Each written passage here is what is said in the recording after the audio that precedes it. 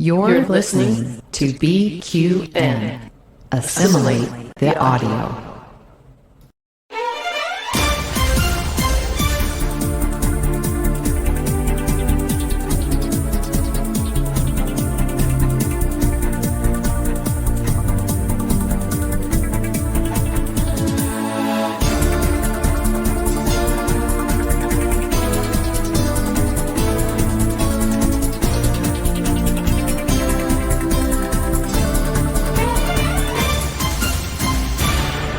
Welcome back to another episode of What's the Tea Bev, a Star Trek Universe podcast here on the BQN.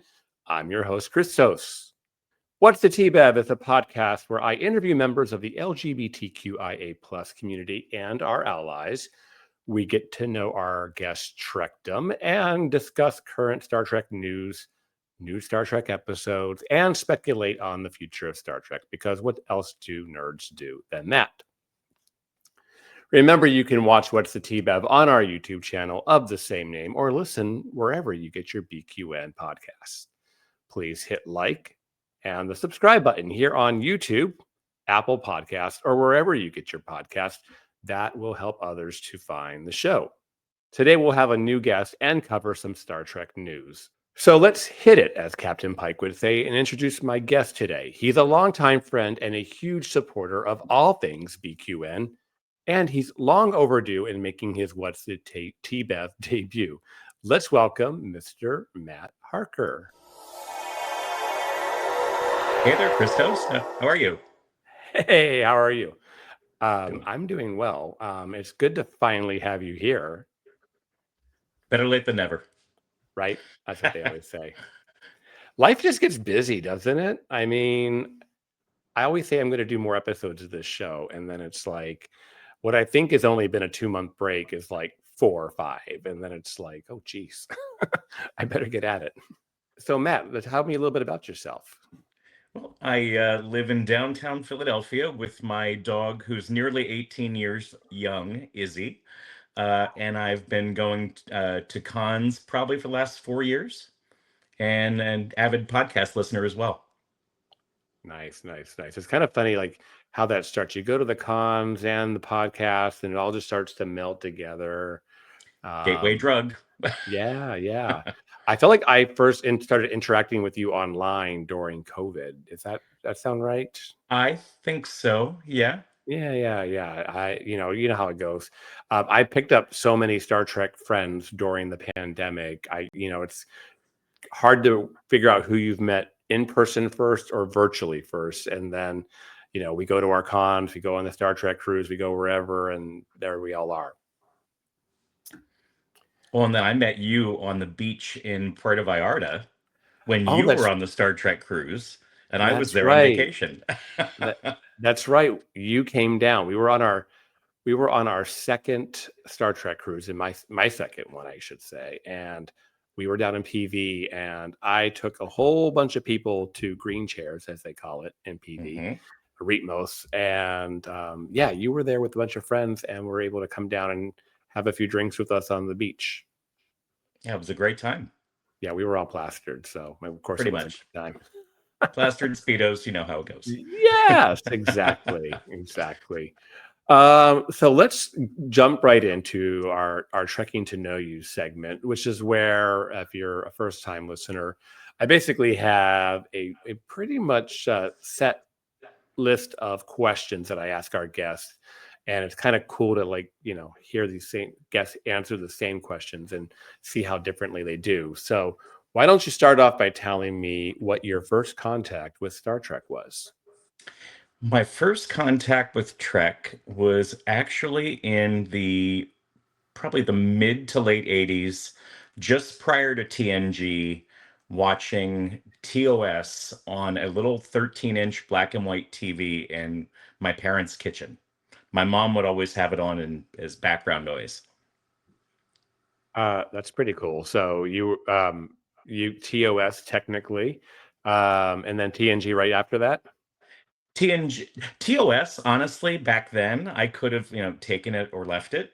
But when TNG started, seeing all you remember how cheesy the 80s promos were for the show. Oh yeah. They'd hooked my, gosh, 87. I was 10. So yeah, they hooked my 10-year-old self. Yeah. Next time on Star Trek: The Next Generation. Oh yeah. And then ridiculousness ensues. I used to like the original DVDs of the TNG that came out back in 20 years ago, because they actually had those 30-second promos on them.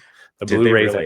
I think when the Blu-rays came out later, they don't have those, and now we just kind of all watch them on streaming anyway, so you don't all those little things are missing. Fun fact, the Blu-rays for TNG just showed up for me today when Amazon had a Prime Day sale. I got it for like $100. Jeez, I think I was paying like 60, $70 a season back when those were coming out one at a time, This is because they were box still set. like, yeah, Yeah. that's cool. That's cool. It's good that you have those, because there are some pretty cool special features on those. All right. Question 2. What is your favorite Star Trek series? TNG. That's what I grew up with. It's so funny. I think a lot of people say that about themselves. It's that, or they answer DS9, because DS9 is just a lot of people's favorite. So it's either that or it's what you grew up with. So yeah, mine's still TNG. Your favorite Star Trek episode of all time would be? Oh my. I'd have to say Best of Both Worlds. Part 1 or part 2, or as a combo? Part 1. Yeah. I liked the building of the suspense and a lot of the Riker Shelby interactions. Yeah. Afterwards, she's kind of serving as first officer already, so she's kind of like chilled out a little bit. Right.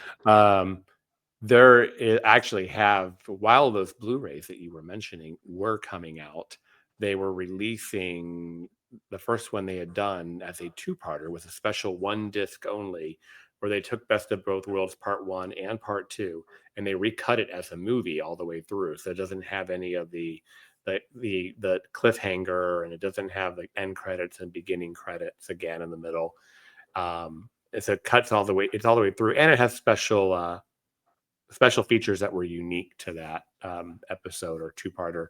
But I always laugh because it's even more obvious when it's spliced together without taking a break that, right before Riker says fire, you see Beverly wearing a wig. And then after he says fire and it fires and it goes nowhere, they cut back to Beverly, and it's now season 4, episode 1, and she's wearing a completely different wig. Oh, that's funny. I'll So, have to look but for you that. see it within the span of a minute, and Sure. it's noticeable at that point because there was no interruption, no credits, no recredits. I always say it's a little continuity issue. And although I'd have to say, I mean, at the end of Best of Both Worlds 1, after Riker says fire, that lead into the end credits, the music is so suspenseful and impactful. Yeah, To lose that, I don't know. I think it would detract. it is. But you say fire, and then who waits that long? It's like there's that big, it's like a big pause. All right, moving on. What is your favorite movie in Star Trek? Oh, First Contact. Oh, For very good. sure. Oh Very yeah. rich. What makes you like that movie so much? I mean, Alice Krieg as the Borg Queen just drips sex appeal. Mhm. And then, of course, there was, the whole Lieutenant Hawk thing, when that was filled in the books, it took on a new dimension. And that was a pretty cool scene anyway. Okay, he The didn't need the space book. walk He and was all of already that. So, he was already kind of hot.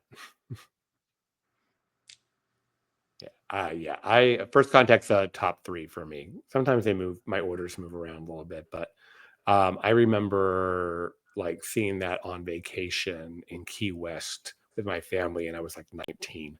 So it's pretty cool. Who is your favorite character? oh, let's see. That's a tougher one. Um, hmm. These days, well, actually, Riker. Riker. I was going to say Pike, but nope. I like that. Still I like that. Riker. Still Riker. Okay, so he's Yes. been for a long time, and no one has replaced him. That's pretty. So I do have a quick question about what's the Tea Bev. Do you keep Yeah. PG-13? No, you can do whatever. I don't care. Okay. So, fun fact, the first piece of internet porn I ever downloaded was a fake of Jonathan of season 1 Riker on Oh, you America mean like Online. a picture or a video? Oh, with the bad head splicing, Oh, okay. Oh, I remember those. I mean, we're dating right? ourselves, but yeah, where they Oh, would, of course we yeah, were. It was on they, AOL. I mean, yeah, on a we were dial-up. right. We're taking forever just to load Oh, up, of and it was coming, course. it's coming down. So yeah, yeah. What's the TVAT, by the way? You can say whatever. It's part. We're just here talking. Okay. I put the parental warning on it when I post it, so There we go. I don't think there's too many minors listening to me. Put it that way. I hope not. Right? Well, okay, then I can ask you the next question because you didn't. Who's your favorite? I was going to say who's your favorite captain, but technically Riker's been a captain. But I'm He still going to has. ask you that question. Who's your favorite captain?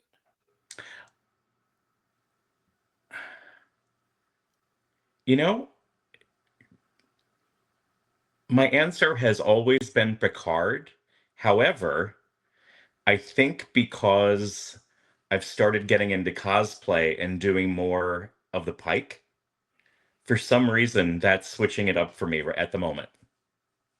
Yeah, I really enjoy Pike. I gotcha. I can see that. Plus, when you can cosplay it, that's really cool. Um, the more Pike is around, the more I like the character. I think he's really well written. We'll talk a little bit more about him in a minute. Okay. Well, maybe we will. I don't know. Maybe the next one, maybe sooner than I think, depending on how you answer this next question. Who is your favorite Star Trek crush? Oh, let's see.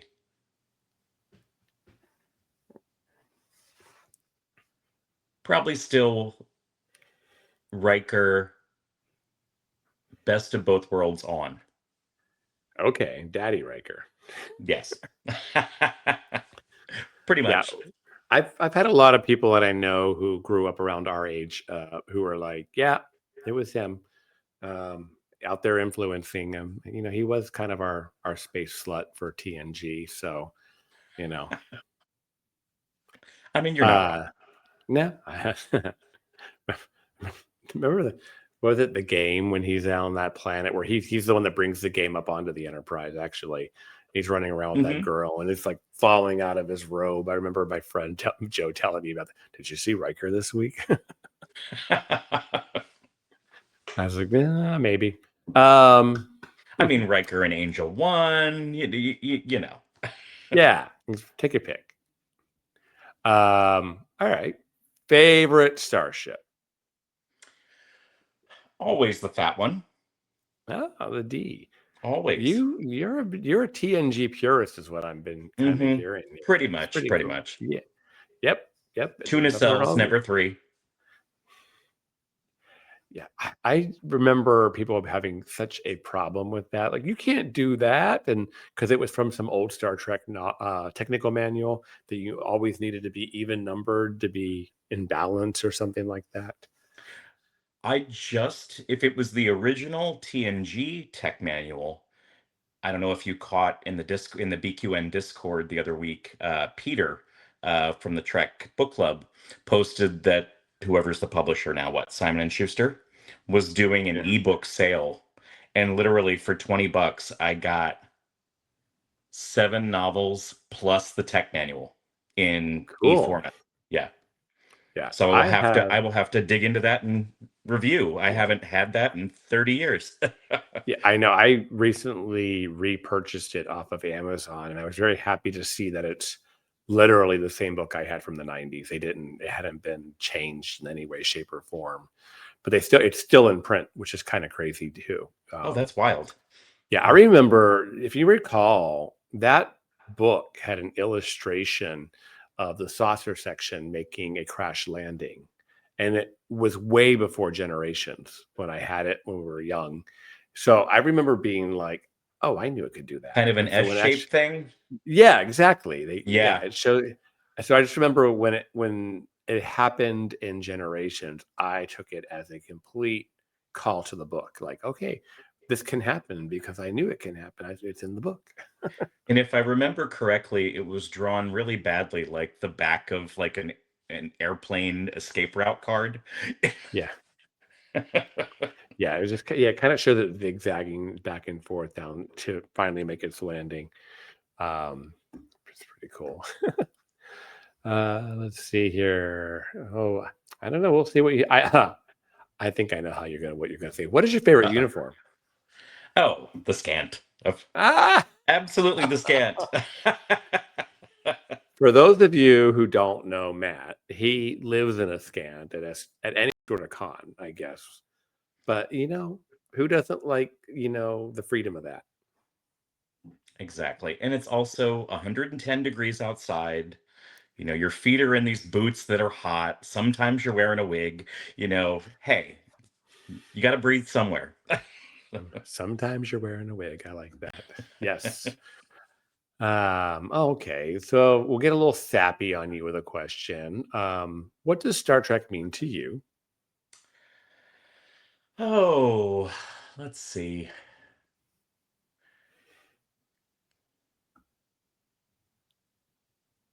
For me, it's all, and I know that these days this answer is becoming a bit cliched, but the sense of hope that it's always represented, for a better future, especially now with all the things going on in the world, if you know what I mean.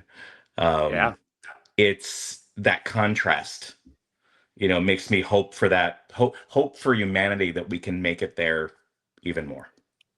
Yeah, I hear you. It's kind of funny. They've always said, like, for in Star Trek history, a lot of bad stuff happens between now and first contact. And I was kind of hoping that maybe we were going to skip some of that stuff. I don't know. Unfortunately, I don't know. Yeah, we'll see. Yeah, Hmm. we'll try and stay positive. Yes. All right. Okay. So speaking of staying positive and having a really cool question here, um, my new question. We're trying out a new question. Who does your Star Trek dream team consist of? You can Ooh. pull from characters from any era, any series, any time. Give me 5 to 7 people that would be like you know, on your bridge, and then one doctor. Okay. And then what was that last part? And then one doctor. Oh, and one doctor. Okay. I would say TOS Spock, Riker, season 3 or later. Um, So specific. hmm Probably Dax, Jadzia. Um, Trying to fit the different roles of a bridge crew. Um, Tuvok. Ah, cool. Yeah. Um, ooh, Dream Team. Tank Top Janeway,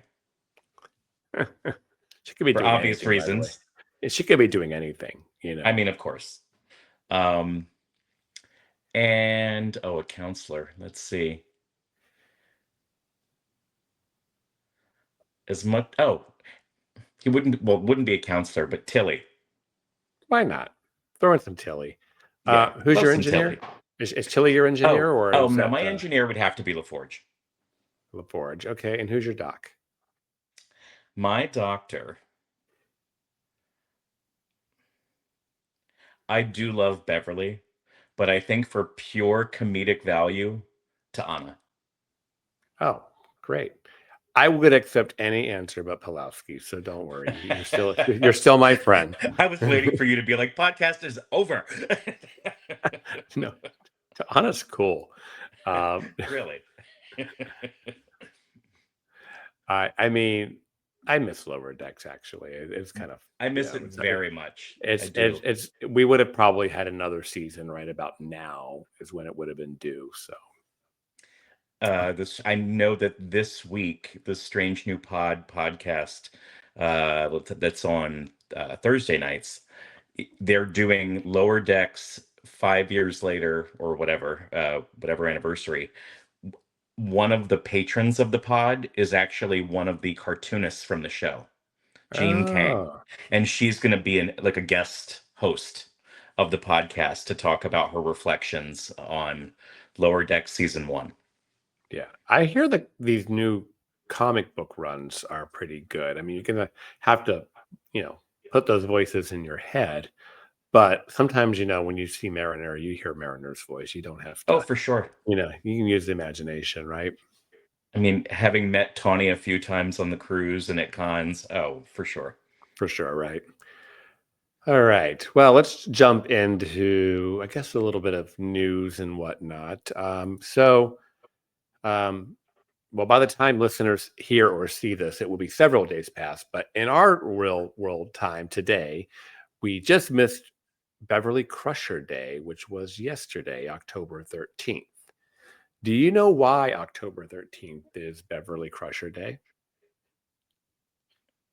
Was that the day that she was born on, the character was born on, she wasn't born on the, I'm going to act like I'm on Trek Masters. She wasn't born on the Sub Rosa planet. She was born somewhere else. Yes, she was born in Copernicus City, Luna Colony. So, There we go. right there on the moon. Yes, October 13th, 2324. So, I guess she would be, just about 300 years, just under 300 years from now. So Just that would keep on moisturizing, Christos. You'll get there. yeah, I know. I'm actually doing a really good job on that. I got a trivia question for you. How do we know that's Beverly's birthday? And I also, and her birthplace. It's all from the same episode.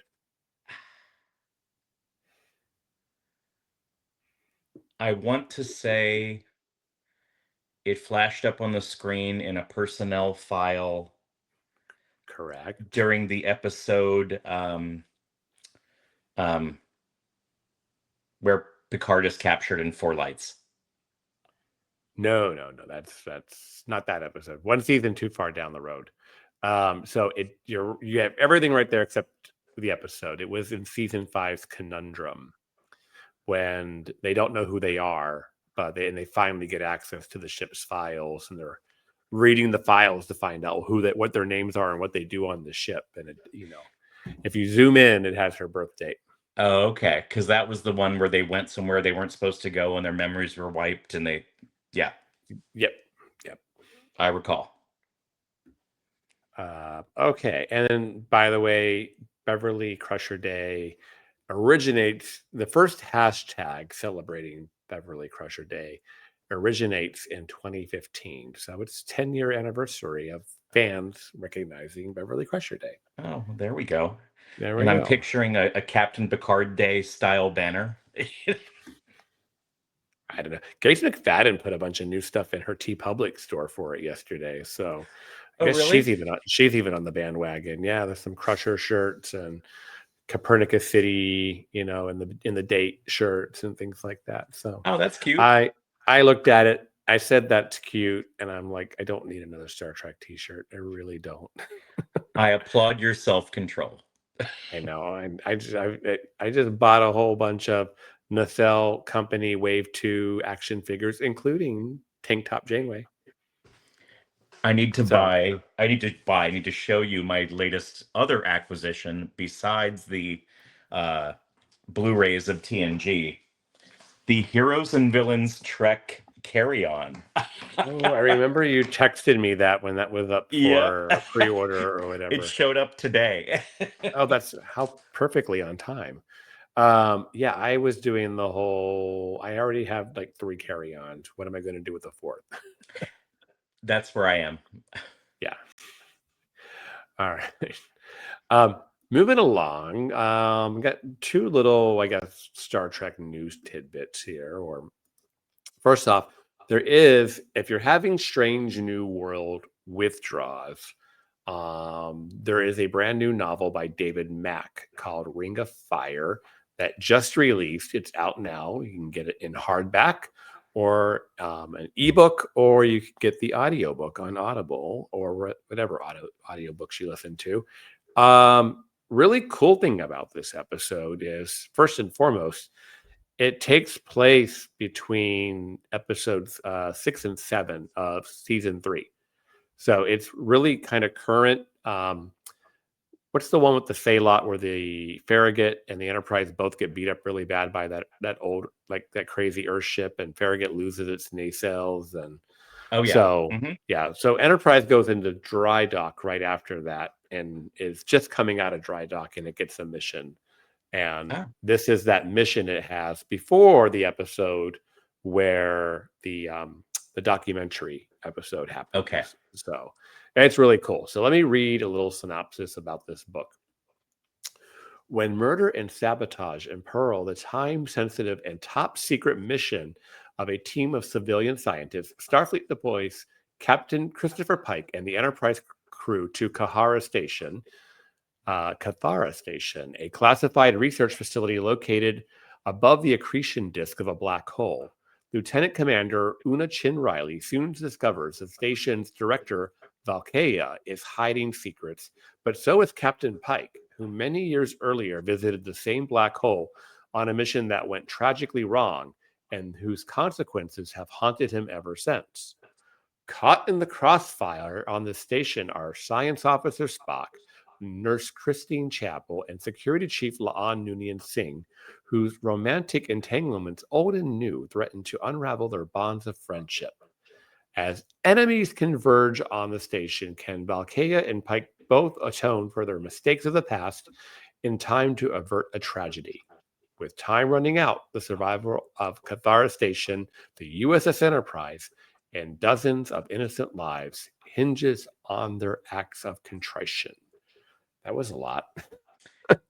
It is a lot. And I want to say what is a lot to me is the fact that they're mentioning romantic entanglements in a novel. I mean, I love Oh, David Mack's work, but it's like, oh my gosh, that just means the show needs to tone it down. Like, yeah. I hear what you mean. Like, you're right. It's like who's Spock with this week? exactly. Yeah. I mean, if you think about it, he's on his third or fourth girlfriend in 3 seasons. I mean, he's had what you call it, the T'Pring, and then Hmm. Chapel, and La'an now. And was there anybody else in there? Did I miss anybody? I I don't mean, think so. yeah. So I just feel like, yeah, that's 30 episodes, by the way, and we've had 3, like it is a little I like, could be so lucky. yeah. Well, what I was going to say was it's a little like Enterprise High kind of, is it going to be Pelia next? I mean, Right? I'm yeah, you're right. It is, but I will say the audiobook's about 11 hours long. I'm about 3 hours in already in just 2 days because Okay. it kind of got me right away. It's pretty interesting. What I was mentioning earlier is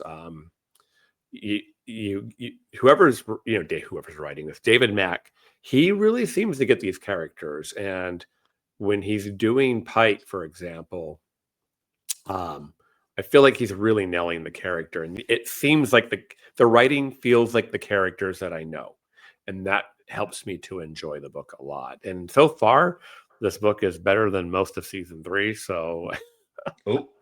oh, oh, I mean, you want to talk about that? It fell out of the Nielsen top 10 after the 4th episode of the I season, did read that. and it never made it back. So I don't think that what fans are saying about season 3 is not just in the heads, because we're deep into fandom and we're going to say what we're going to say. But there are those casual viewers, like, hey, I've got Paramount Plus and here it is, who got tired of it after a couple of episodes and tuned out the rest of the season. I It's mean, not we good. finished it no matter what, right? So it Sure. wasn't us. I don't know, but I am very hopeful for a better season 4. It seems like there have been some talk about why season 3 was a little shaky. coming, being, the writers and the strike happening, Hmm. and then it being kind of forced after that. Like it just was a little bit like stop and go, and you know, I don't know. It seems like they acknowledge that it wasn't their best work. Well, they've only got what, 16 episodes to turn things around? Yeah, I mean, let's just hope that we've everything that's going to come next is going to be crazy good. I mean, if it rivals season two, we'll be happy, right? I mean, season two is pretty strong. And 4 in terms of principal photography is in the can, right? Right. They're filming season five now, the six Are they really? episodes. They're Okay. already in production. Yeah. I watched the New York Comic Con panels a couple days ago, and the people who were there were being borrowed from, they were down from Toronto instead Mm, of, so it's going to be interesting to see what CBS does with this show next. And only in that we haven't heard what the new, Larry Ellis and CBS is going to do with Star Trek. So, yes, we have 16 more episodes of Strange New Worlds. We have 2 seasons of Starfleet Academy coming. hmm. So that's roughly 36 episodes that we know we'll get no matter what. But one of the things that's being proposed is a Star Trek Year One series Hmm. where they'll use Strange New World sets and a lot of the cast and go on and do that first year of Kirk being captain of the Enterprise. Um, I guess there's a bit of a loophole with TOS that, when TOS starts, they don't really state how long they've been together in their 5-year mission. So Right. there's this idea that there could be this year one, and then they could actually do year one and then do episodes that take place after. I don't know. So what do you think of Yeah. that? Well, I mean, it's going to be challenging because they still have legacy characters to introduce Yeah. and current characters to part ways with. Will what happens to Una? Yeah. Someone caught recently that on the Academy wall, Ortegas is mentioned, but only as a lieutenant. Oh, so she never went any further. Yeah, so it's like, uh-oh, you Oh, know. So we shall see. yeah. Yeah, no, we should see. I mean, 'cause I guess my question is like, do you want this to go any further, or would you rather, okay, we've been playing around in this era long enough. We've been messing with canon and flirting with canon quite a bit. Is it time to say we enjoyed you 46 episodes? Time to go. I'm more of the latter for one reason, and it's not because of his performance. I mean, I've thoroughly enjoyed a lot of the Paul Wesley Kirk presence, but it's not his show. Yeah. I feel like he's consumed a lot of the oxygen that the rest of the cast really deserves. Yes. And for that reason, I'm like, well, we in a way, we know how his story turns out. So why Yeah. do we need more of that? Yeah, I feel like they're trying to play into like this idea of, oh, we put Kirk on, people will watch, that's what people want to see. And I'm like, I don't know. And just like in season three, we saw far more Scotty, I felt like, than we were seeing Apelia. And I was like, isn't she supposed to be the chief engineer? I know some of this does boil down to actor availability, and Sure. I get it. But I don't think that's the Kirk problem. So, I that's would agree with that. Yeah. yeah, I feel like sometimes we see less Pike when we should be seeing, or we're seeing less Pike because we're getting Kirk. Um, Yeah. so yeah. I guess for me, I would be ready to let this go as well. I'm ready for, I don't know, I'm ready to get back to post 2402. Agreed. Yeah, give me Whether that something takes the new. form of legacy or not. Yeah, Yeah.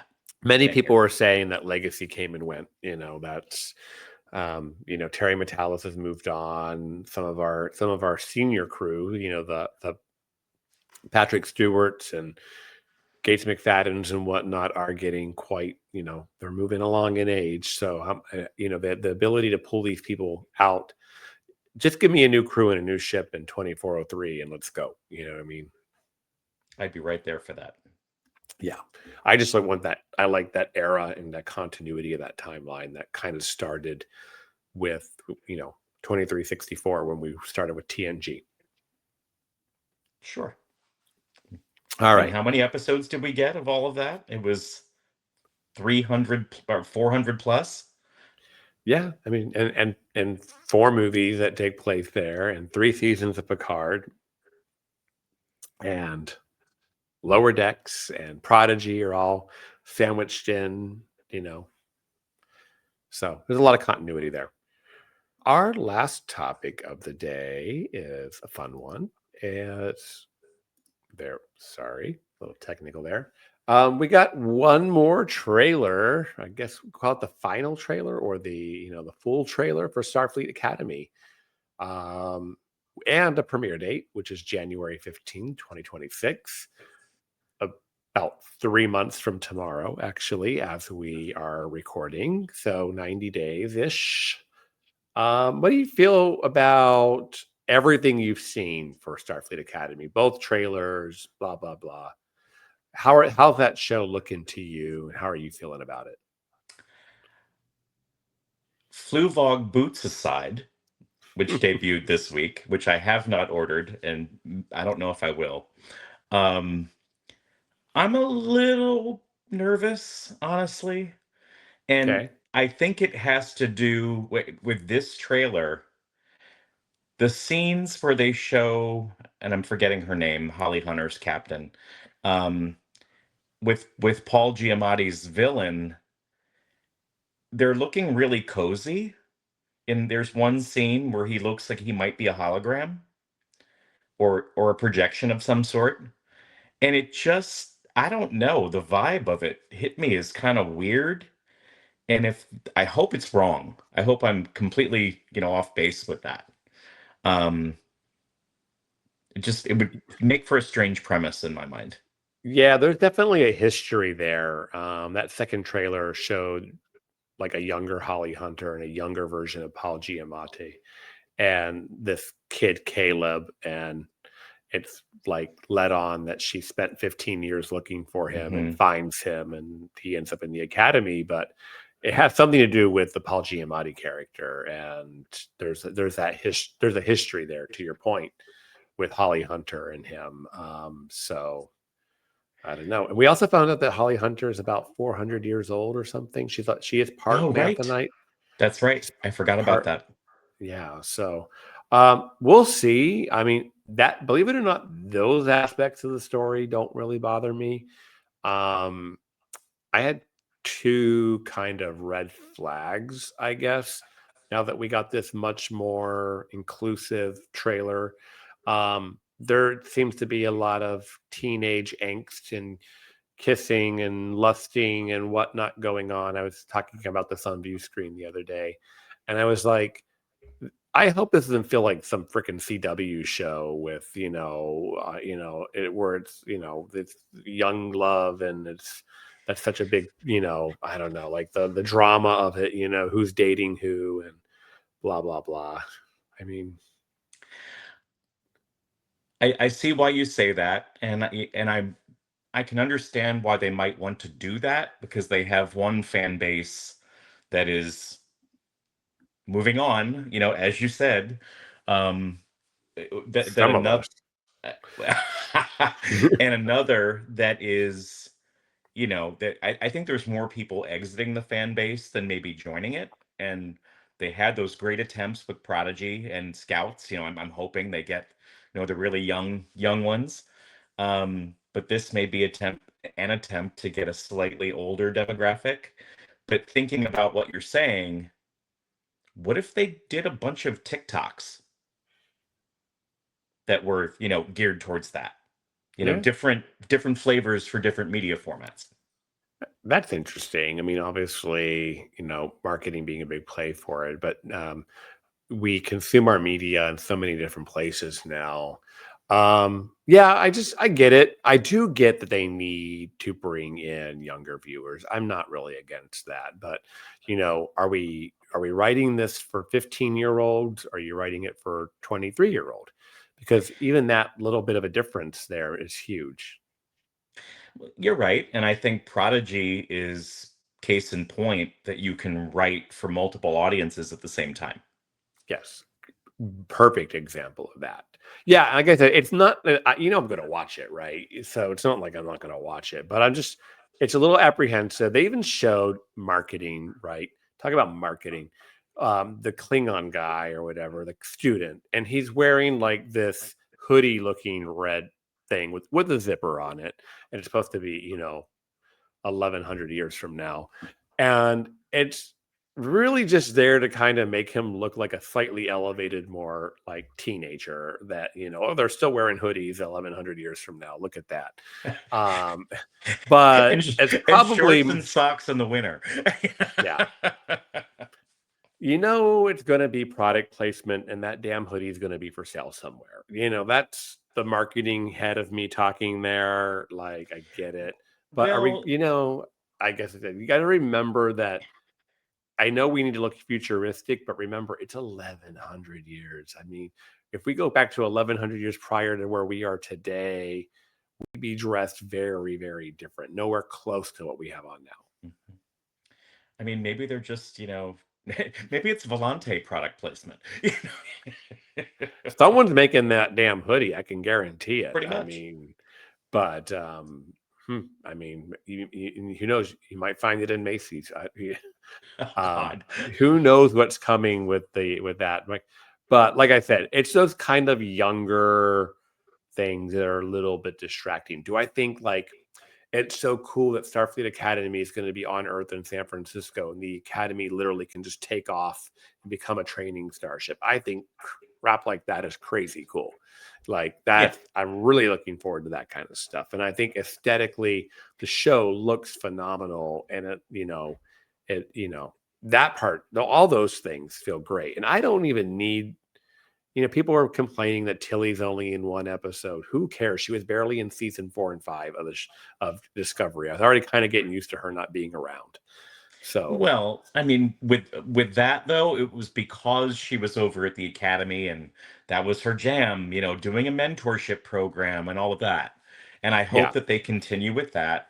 And if they do introduce any romance, it would be a crime if they did not bring back that lieutenant that she had chemistry with there in season 5 I when she got a little remember that. drunk. I remember that. I mean, I called him I think, Lieutenant McScruff. yeah, I think we were all talking about him. Hmm. Oh my. So, little George there. Um, yeah. So we'll see. Jury's out. I'm going to watch, but you know what? Sure. I will say this, which is going to negate everything that we just talked about. I don't know how many shows we watched where we saw our trailers prior to episode 1, and then episode 1 comes and it's not nearly what we thought it was going to be. Very true. So everything we just said, take it with a grain of salt. We will wait and see.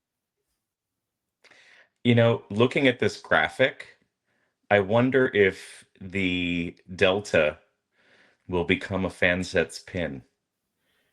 Of course. I It's mean, cute. it's a little Section 31 reminiscent, but Yeah. Oh, okay. Yeah.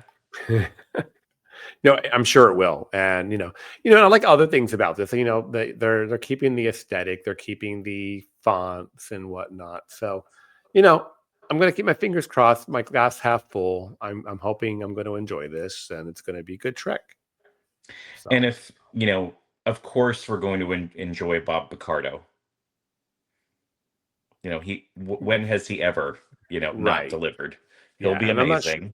Yeah, he will be, and I'm not sure how much Jet Reno we're going to get, but she's going to be in it, and Dadmiral's going to be in it. So there's going to be Love some all of familiar them. faces.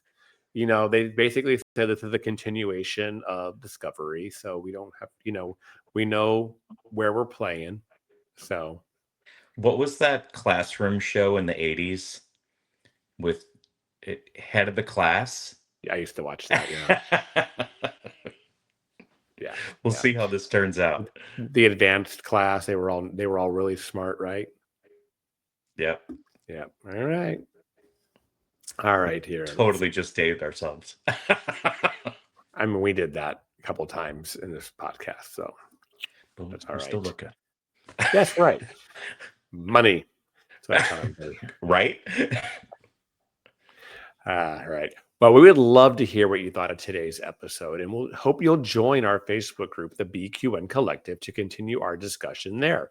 You can also find me on Instagram and Blue Sky at What's the Tea Bev, or leave a comment here on YouTube if you are watching this episode. So, Matt, where can people find you when you're not downloading Daddy Riker porn on AOL in 1997? I was going to say 93. I haven't done that in decades. You can find me at my handle there in my little placard, mhark957, which happens to be my AOL Instant Messenger screen name from back in the day. Never changed it. And that works on Facebook, Instagram, and Blue Sky. Awesome. Well, consistency is king, right? That's right. And at this time, we would like to thank our associate producers, Jason Anderson and Matt Harker. So, mahalo. I get to finally do that in person. Here on BQN Podcast, you'll never hear a commercial on one of our shows. And if you'd like to help us keep our shows coming to you each week commercial free, you can become a patron of the network on Patreon. For just $1 a month, you can join our Let's Fly reaction show, script readings, and other perks. Visit patreon.com/BQN to get all the details and watch your messages. Hey, once again, Matt, thank you for coming on. I know it's taken a while, but I hope it was everything you thought it would be. It was worth the wait. Yes. And you're welcome back anytime. Thank you, my friend. Thank you for listening, and we hope you'll join next time for more tea on What's the Tea Bev? Live long and prosper. Calling all audiophiles and Trekkies. Prepare to boldly go where no podcast listener has gone before with the diverse soundscapes of BQN. We're not just a network, we're a universe of exploration, entertainment, and deep dives into the topics you love. Here's your star map to the sonic adventures awaiting you. Charting the Star Trek cosmos, we have all good things. Embark on a comprehensive journey through the entire Star Trek universe with insightful crew of Amy, Christos, Kelvin, and Kristen. From classic to current, they cover it all. Galaxy Class, Engage. Stephen and Stefan pilots this deep space mission, meticulously covering all aspects of Star Trek: The Next Generation. Infinite Diversity. Stay current with the newest Star Trek frontiers alongside Chrissy and Thad. Union Federation. Whether your allegiances lies with Starfleet or the Planetary Union, Kyle, Kevin, Amy, and Haley offer a unified front discussing both current Star Trek and the truly Trek at heart, the Orville. Crack open that book with Peter and the Trek Book Club podcast. Delve into the rich tapestry of Star Trek's beta canon. What's the Tea Bev? Christos spills the latest Trek news and fandom insights with an essential LGBTQIA+ perspective, complete with engaging guest interviews. Our visual voyages that you can find on YouTube, as well as a podcast, our Trexperts quiz. Think you're a Starfleet Academy graduate? Test your knowledge with Davey and MC's challenging Star Trek quiz show. And the View Screen. Tune in live on Sundays for your dose of Trek-inspired talk show. Kelvin and Amy host new 8-week seasons each spring and fall. Beyond the final frontier, we have Bargain Bin Gamer. Davey and Mitch, your self-proclaimed gamer guides, lead you to digital treasures, unearthing and reviewing the most affordable video game gems. Cinema Z. Grab your metaphorical popcorn for Mark and Matt's cinematic deep dives, unearthing overlooked films that demand your attention.